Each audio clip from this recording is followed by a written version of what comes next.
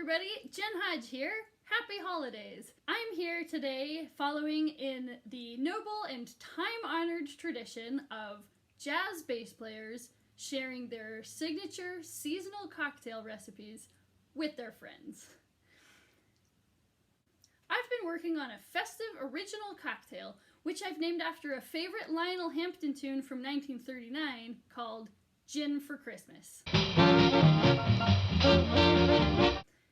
We aren't allowed to play any more of that tune for you than that here due to copyright restrictions, but do go check it out, and hopefully a little bit of my own Jen Hodge All Stars Christmas music will suffice to set the tone for us here right now.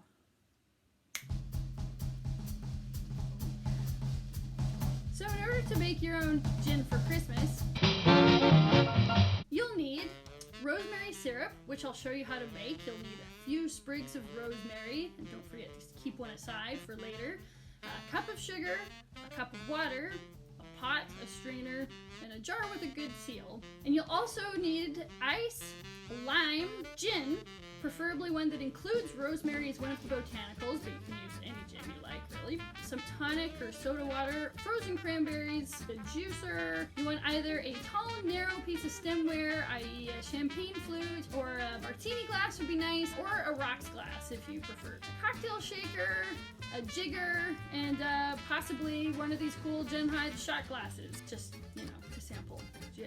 It's important. So first we need to make the rosemary syrup. Take most of your rosemary, about 4 sprigs. You want your cup of sugar and your cup of water, and put them all in a pot. Stir and heat until the sugar dissolves. Bring just to a boil, then simmer for about 10 minutes. Remove from heat and let sit for at least 30 minutes before you strain it. The longer you let it sit, the stronger the flavor will be, so you can always test it to see if you think it's ready or if it needs more flavor. Strain it into a jar with a good seal and allow it to cool. This stuff can keep in the fridge for 2 to 3 weeks, and you can use it to liven up a regular G&T or a cider, or you can put in ice cream if you don't feel like mixing up a gin for Christmas. When it's cocktail making time, you need to juice your lime. I find generally it takes the juice of half a lime to get what you need for one of these drinks. If you're drinking for one, you can just juice half the lime, save the other half for later. And if you're lucky enough to be serving your friends, you can go ahead and juice basically half a lime per person. If your juicer thing isn't as festive as mine is, look how festive that is, don't worry, it shouldn't affect the flavor of the drink. So now take your ice and put several cubes in the glass you're going to use, and then let that sit. This cools the glass down and will prevent your drink from warming up too quickly while you're drinking it. Put about 5 ice cubes or so into your cocktail shaker and add 2 ounces of gin, 3/4 to 1 ounce of your rosemary syrup, depending on how strong you made it, and lime juice. Shake that all up in your shaker.